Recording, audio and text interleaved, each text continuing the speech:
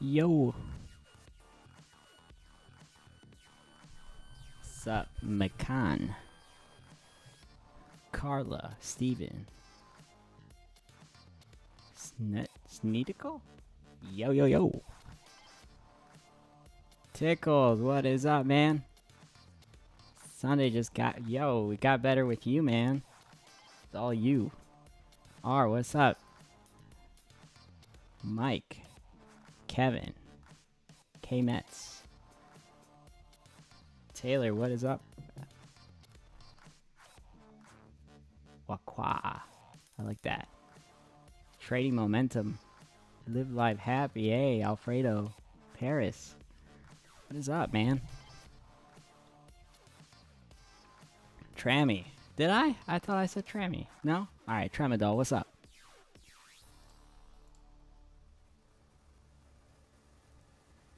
Used to be my manager's name is Tammy. Used to be when I used to work at the Fresh Market when I was 16. And that was my manager's name, Tammy.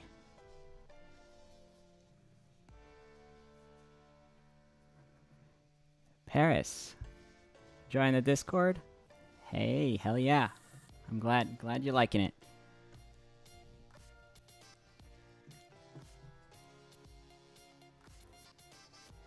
Matt, what's up, man? Zombie cow, McCann. Alright. Okay. Let's go. Let's go. Okay, so I have the Ethereum Classic set up right here with AMC, and I figured I'd go live and kind of talk about the correlation here. I was going to make a video, but I figured that it would be better if I just went live and also got some questions in. I know some people were wanting to ask some questions, so this can also be a Q&A. Okay?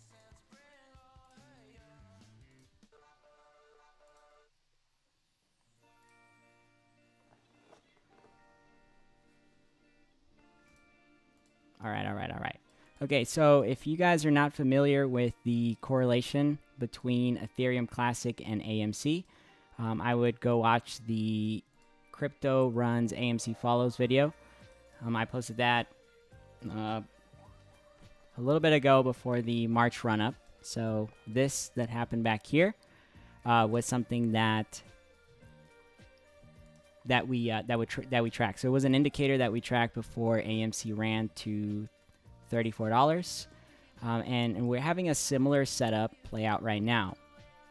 So something that I've been talking about in the Discord is that we have come in a range basically where we have met, so very quickly we have met back into these similar percentage levels. So it's something that we track a lot with AMC, GameStop, and then Ethereum Classic, since they are tracking very closely together.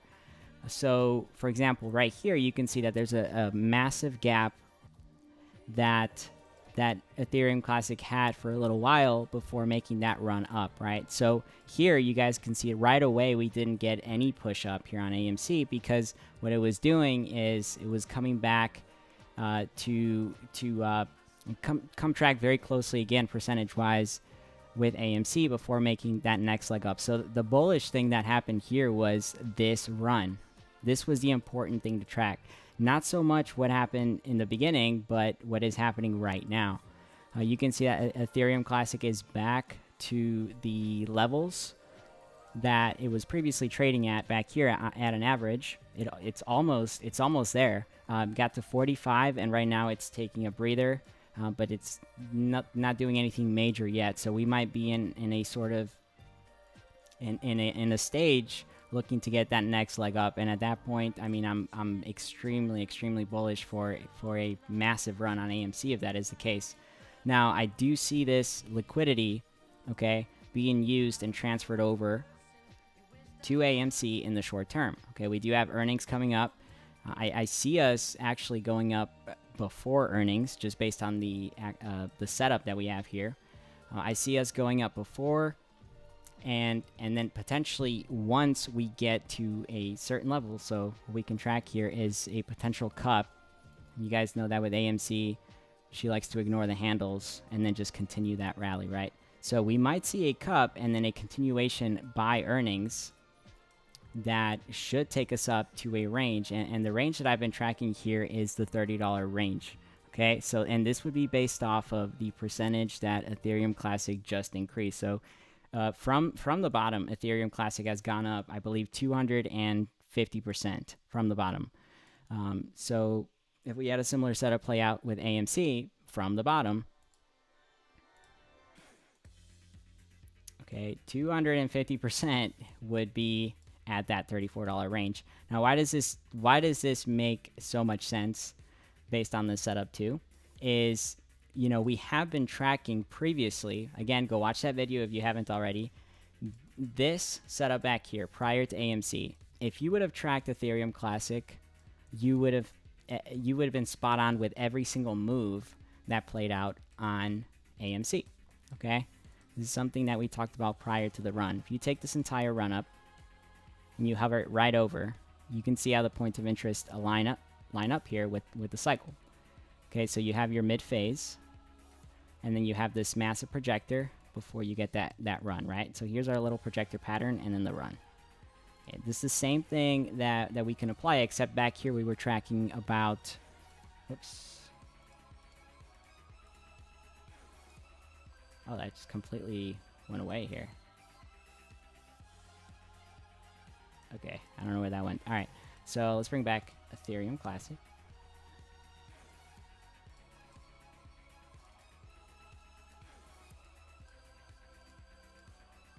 Nah, dude, I want blue.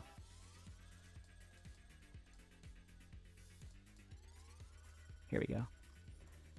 So we were tracking about 25 days, 24 days behind on every single move here. And right now we're barely separating cycles. So we had a stage where we tracked every single day, pretty much to a T, right around this range here. So right around the beginning of the year, we started to track identical. And then up until June 10th, we started to divert here, and we started to do our own thing. And this is where things get pretty bullish, in my opinion, because if you reverse this entire chart and you flip it, you get the same thing happening as its inverse. If you were to flip this pattern and you start tracking it the opposite way, you see the same thing happening. This is how, like, the analogy I made the other day was looking at planets, right? Like, if you line up the planets, okay, they start to circle around the sun, but then when they line up together, okay, that happens every so often, you get, right, when the cycles merge for a little bit of time before separating again slowly. And that's exactly what's going on here with the cycle here. It's just how patterns work. It's how the market works.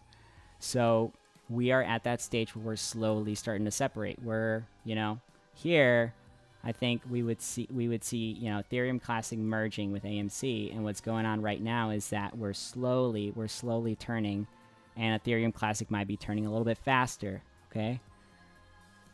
And we're starting to see that with the price action. It's going up. So if we were to compare these together, we would have a run to $30, okay? $30 would be that resistance level for AMC, and that is if we start coming back down drastically here on Ethereum Classic. If not, then what I do see continuing, you know, moving forward is a larger projector pattern that would extend the point of interest to, you know, squeeze here, and we would run up, you know, towards the end of September as intended, right? But regardless of the situation, the point of interest, guys, is tracking volatility. So to either direction, and if we get a push up to $30, which is what we've been tracking here for a little while, that's a volatility zone. That's a POI that's active, and then anything lingering on afterwards. So we're going to do that with volume here. For example, this is a volatility zone right here. It's a point of interest. And then this is a lingering effect, okay, that we get right after that. It's the same thing right here. We have a volatility zone, point of interest right here, and the lingering effect would be the ripple effect, which is the squeeze, or we get a massive projector, because if we're reaching higher prices, naturally the fractal is going to be bigger, the pattern is going to be bigger. So, you know, I have a video out on this. It's called Projector. It talks about the projector pattern and how every projector that has played out from the start here in November has been increasing slowly, okay, until you get to the largest projector. And the largest projector is what's going to shoot up everything. It's what's going to cause everything to just ripple and squeeze. And that's what we're looking for. That's what we're looking for right now. All right, let's see.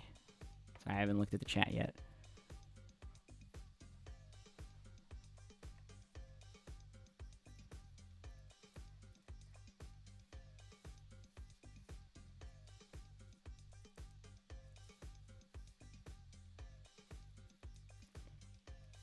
All right. Stankster, what up again, man? What up? CA3. Yes, live in here. I just went live with the Discord here not too long ago, so I'm doing 2 lives here, and then obviously live during the week as well. I'm gonna be doing that this week, especially since it's a very important week with AMC, and if things start playing out as intended, if the POI starts to play out, there's a lot to be covering, a lot to track and everything, so it's gonna be a very important week.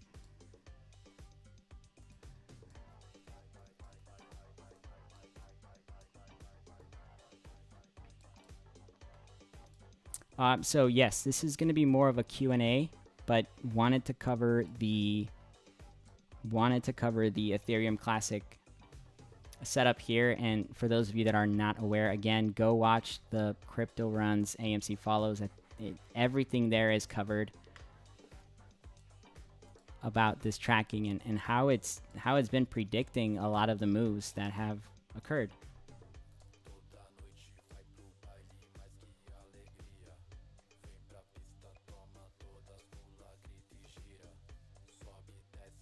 It's a funky song, bro.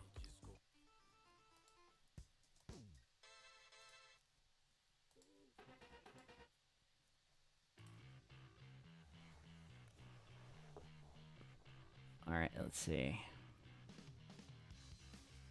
Gotham Scott. I appreciate that, man. Thank you so much. It's very sweet. Very sweet of you. Yes, it's been fun. The Discord is fun. It really is. There's a lot of different things on there. If you want more info on that, just make sure you click the link below. It'll talk everything about the approach that I take with AMC, and then just basically all of the stocks in the market and how everything has a POI, has a point of interest. Things have been playing out according to the cycle analysis here, and tracking these volatility zones is again a very different type of approach. It doesn't take into account as much TA as people would think. It is more looking at the option chain, looking at fractals and how they behave, how patterns behave specifically against each other, so sector rotations, stuff like that, and looking at the psychology of markets too. All of that is very important when tracking POIs.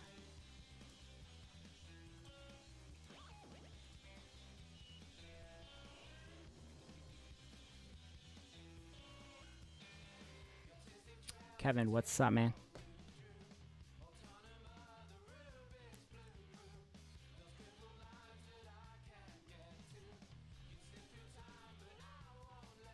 So right now, and we're going to get a little bit more information here on how far apart they are tracking, but what I had talked about a little bit earlier was that so back here we tracked very closely together. It was about 2 days apart before we got that, and you can see that right here.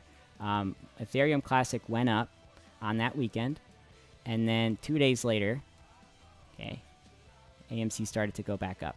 Okay, so it took 2 days for them to transfer over that liquidity, and then here we have it's a little bit more extended because we did have that separation happen right here. Things started to separate. So based on the setup here, if you were to flip this pattern around and sort of look at it like this is one of the things I talk about on that video, is how if you look at 2 lines coming to meet at the same point, Okay, there's gonna be and think this is like, you know, AMC or whatever. You can come back up here. I'm gonna do the complete opposite effect, and it would be something like this. And it's gonna be a little bit different actually, but it would be maybe something like this. Okay, so this is Ethereum Classic right here. That's really ugly. What is this song? There we go. And this is AMC up here. This is exactly what is going on right now.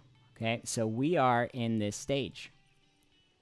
Okay, so we just clashed together for a little bit, and that was right here. Okay, I'm gonna make a video about this so you guys can know exactly what I'm talking about. But this circle, I'm gonna change the color to red, is happening right here.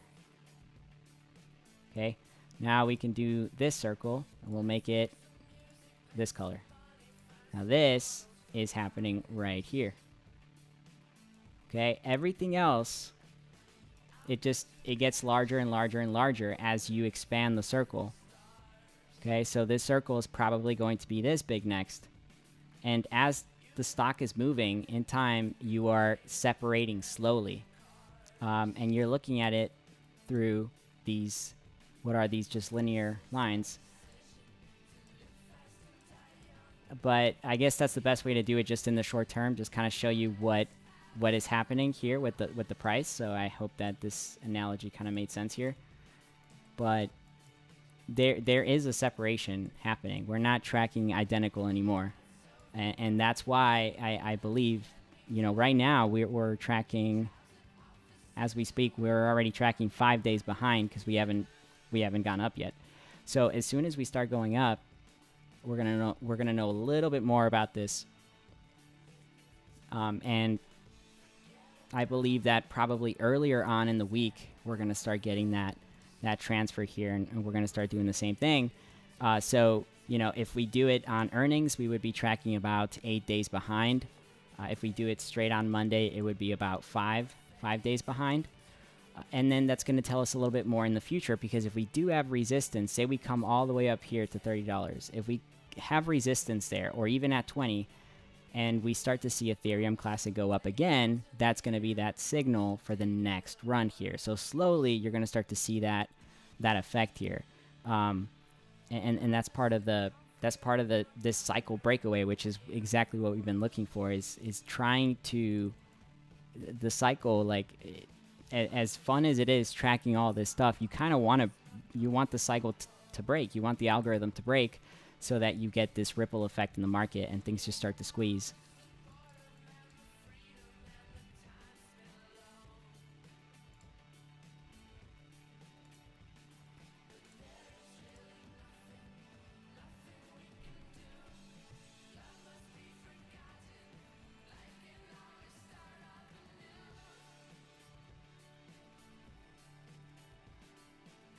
The remix of that ABBA remix. Oh, dude, that, man, if I could pull that up, let me see.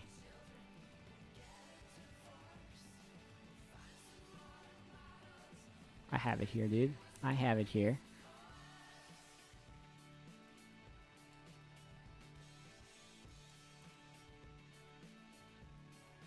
Rally music. It's called, so it's Lay All Your Love on Me, and it's a David Cust remix. Yeah, David Cust.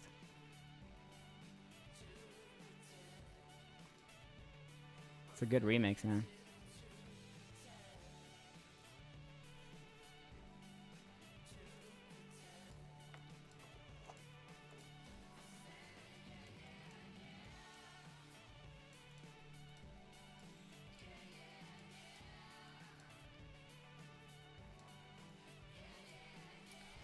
All right, let's see. The market.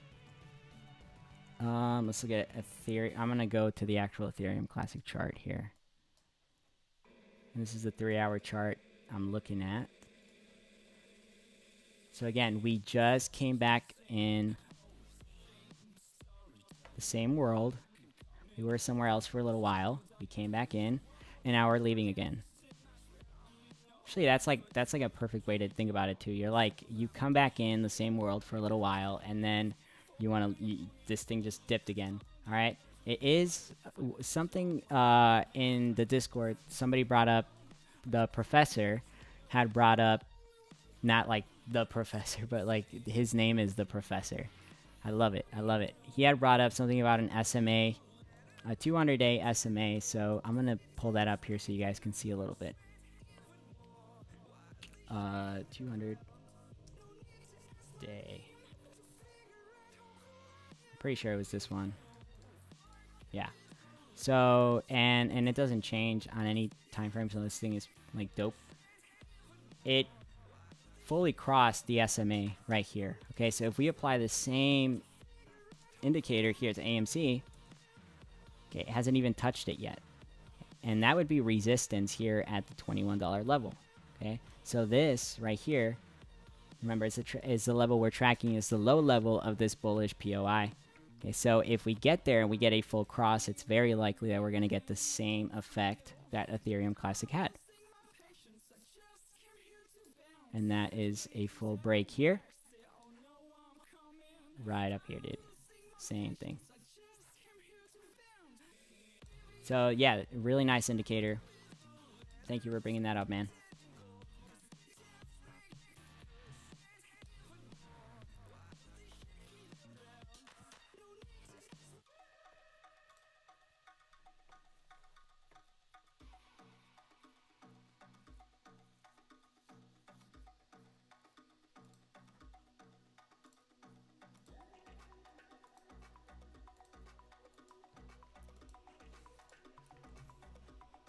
Here we go. And then, wait, let's see here. Ethereum Classic on the last one.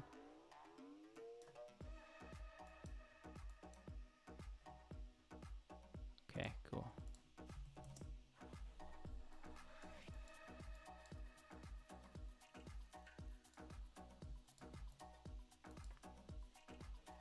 I mean, we're curling up to, guys, with the... I'm going to pull up a couple of things here. I'm going to go to the AMC chart. This one's going to be messy, I already know. So there's a lot of things I'm tracking on this. So this is the chart that I have like everything in here. Everything is in here. So here's the quad witching curve. Has been playing out. Okay. The quad witching curve is just showing you what the price was by that quad witching date, and I'm drawing an S curve so you can kind of see the entire chart. So, I mean, you can treat this as like some kind of a moving average, or yeah, some kind of a moving average here as a whole here, stock. And it shows you that we came very close to the previous quad witching closing price. We didn't quite get there, but you're starting to see, you know, things open up here and possibly push to the upside. This would be a very bullish indicator to track just based on quad witching dates, because the price is naturally increasing as time goes by, as these, you know, cycles play out, which is a really good thing. That's one thing to track. And then we also have the support, parallel, and volatility zones that I have talked about here before, which also is taking into account these parallel zones here that play out every single year.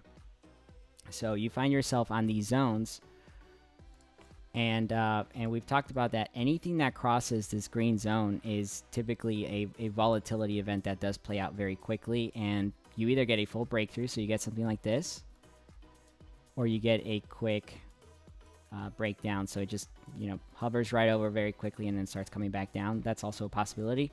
But just based on this, if we were to extend these fractals, and this is something that I tracked here before, but if you were to look at this entire setup and ignore the time frame, so if I were to take this entire chart, you see how this clocks right over very quickly, comes back down. If we were to take this and set it up the same way, okay, we would have this right here. Okay, and these are fractals. Okay, so I'm changing the structure of these patterns here, And there's a way you can calculate this, you know, to sort of see what it looks like, what it's supposed to be looking like. So what I'm going to do is I'm going to take the bigger version of that so you guys can kind of see what I'm tracking here. Do something like this. Now, it's important to not put too much faith in fractals, because at some point they do give up and they don't play out as intended. For example, right here, you can see that things are just trading sideways and they go back down and stuff. Here is where you get the fractal gets tighter very quickly, so you get an effect like this. What this would have played out back here, you get it right here very quickly, and that's when it gives up. Okay, so this similar setup, what's important to track is that back here it was a smaller fractal, but it was tracking in this red zone, the support zone, before quickly going into the blue zone. So if, you know, if this were to play out the same way, and one thing I know this is if we were to look at the volume and track the points of interest that have played out, and these are micro points of interest that have played out in this sequence right here, you can tell that these spikes right here are considered macro or micro points of interest, and they're also shown right here in the volume. Okay, they're small, but you can see them. And obviously you got the run right here, which is another one. You got a curve, nothing going on, and then you have these spikes right here. So where's this massive spike right here that hasn't played out yet? It's very likely that we're going to get that here in the short term, because just like fractals play out on, you know, smaller or larger time frames, this one has not finished. The sequence is not finished yet, and once you do get that you know, completion here, you should see the rest of the volume kick in and happen towards the end of that cycle. Yeah, we're playing some like rave music right now.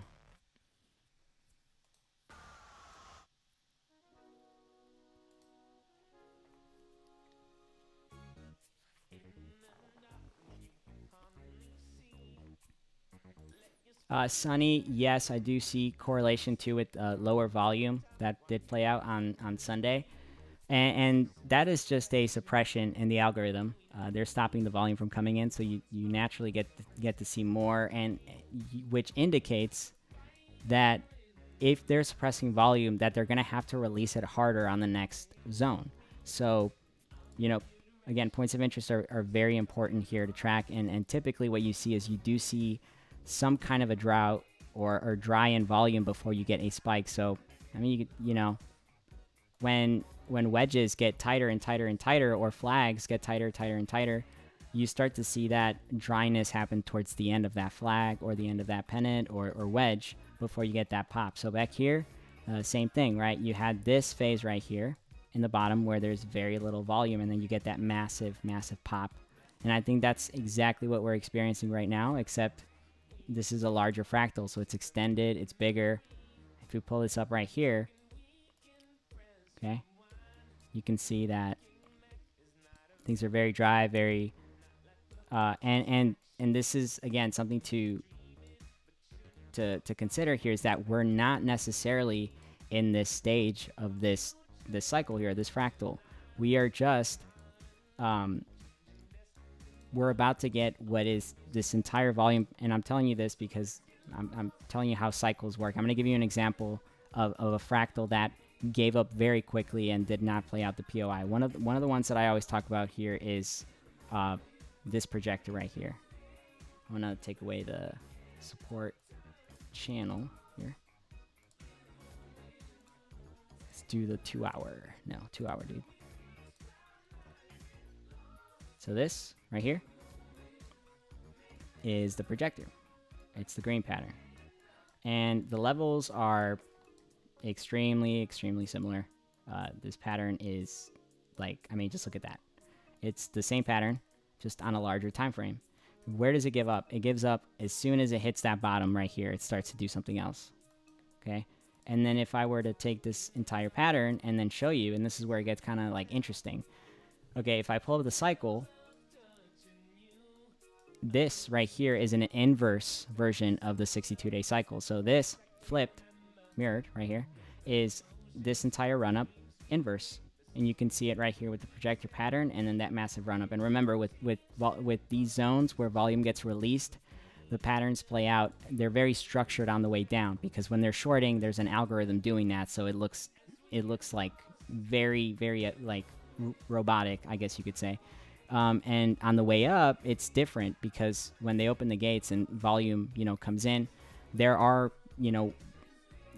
places where they are stopping the volume and where there's resistance, but on the way up, you just see a straight line. So it's very quick, a lot of volatility. And it's the same thing right here. If I pull this pattern and stretch it, that this part is inverse, okay? If I put this right here, what's happening right here?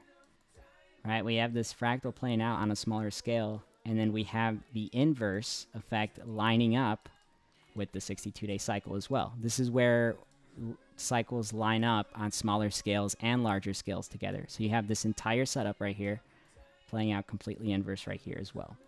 And but this is what I'm saying, like, this is where the fractals give up and they don't track the same way. They start tracking completely inverse. So if I were to extend this fractal like this, obviously you have to look at it from the original time frame now, but you can see that all of this short volume was released here when the cycle was made, right? When we ran up in June. And that is displayed here inverse in the cycle.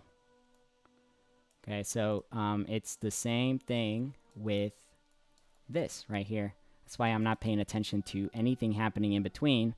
Just the fact, and this is just one fractal too. I mean, we could look at many, many fractals here.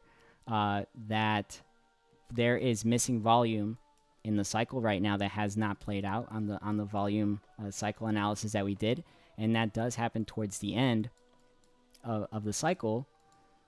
So the projector here was when the next cycle started. So this is when the 62-day cycle started around the projector pattern. If we apply the same logic here to the next run, say that there is another cycle or whatever, if we're reaching for higher prices and the projector is going to be larger, then the cutoff would have happened right here.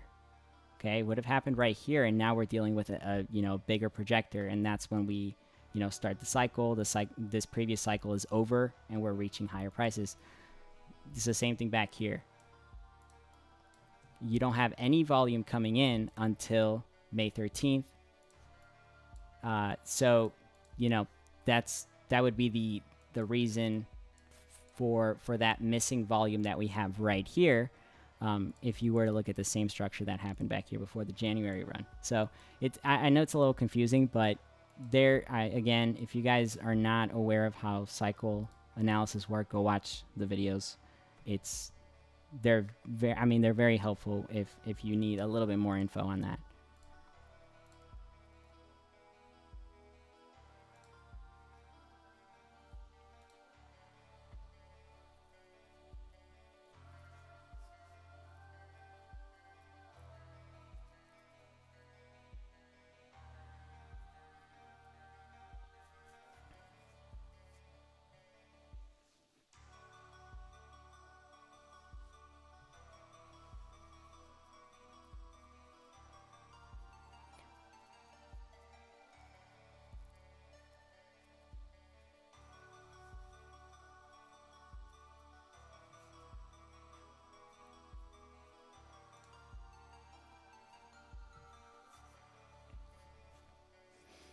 All right. Let's see what you guys are up to here.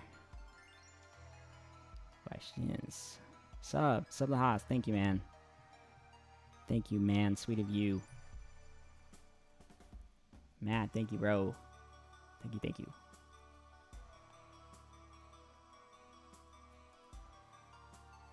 The Wizard of Oz.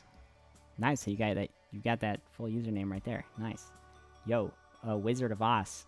If you want more info, I guess, on options and how they work, specifically with AMC, make sure you watch. There's a video that I posted. I'm trying to see which one talks specifically, because a lot of them talk about how the option chain is the reason for the 62-day cycle, since it's something that has a deadline to it. Options work on there's a deadline that strike prices that you are considering. For example, if with the option chain you have, if you think the price is going to go to X amount by X date, that is typically how options, I mean, the easiest way I would be able to sort of describe that is you have a deadline that the price has to reach, that strike price that you're looking for, or else if you don't sell that contract beforehand, you lose basically the entire setup that you were looking for. There's calls and puts. Calls are bullish, puts are bearish. Unless you're selling them, then it's inverse. If you're selling a put, that's bullish. If you're selling a call, that's bearish. It's really complicated, so I'm not even going to try and get into it. Go watch some tutorial videos, and I'm sure there's a lot of good ones out there. Once you get the gist of it, come back and talk, and look at some of the cycle videos. They talk about options and how everything is controlled here through it.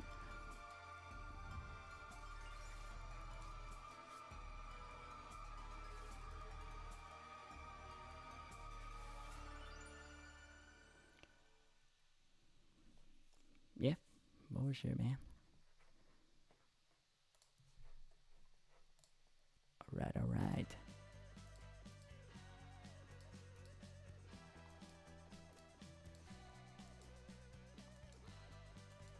Other than that, man, I am very, very excited for this week. I think it's going to be very volatile.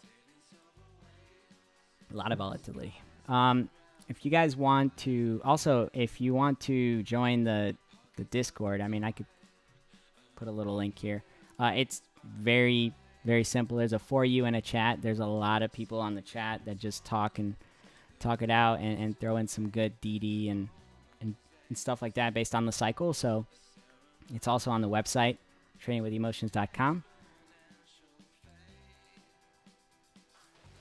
Check it out.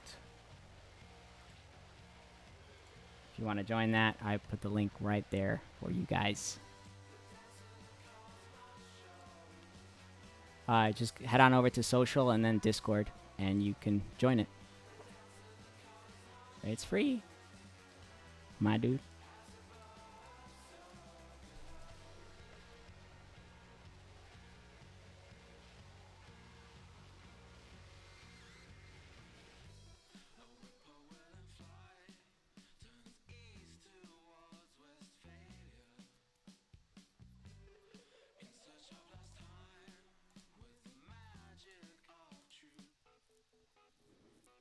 Alrighty, guys. Just wanted to come in here and kind of talk about the correlation, answer some questions. I'm going to cut the stream, but tomorrow, based on the setup, if things are, if tracking and everything is, playing out according to the setup, you will see me on live, and we're going to be chatting it up and rallying with the family. You already know. Rally with the family, baby. Alrighty, guys. You have a good night. Bye-bye. Love you. Fucking love you. Bye-bye. See you guys soon.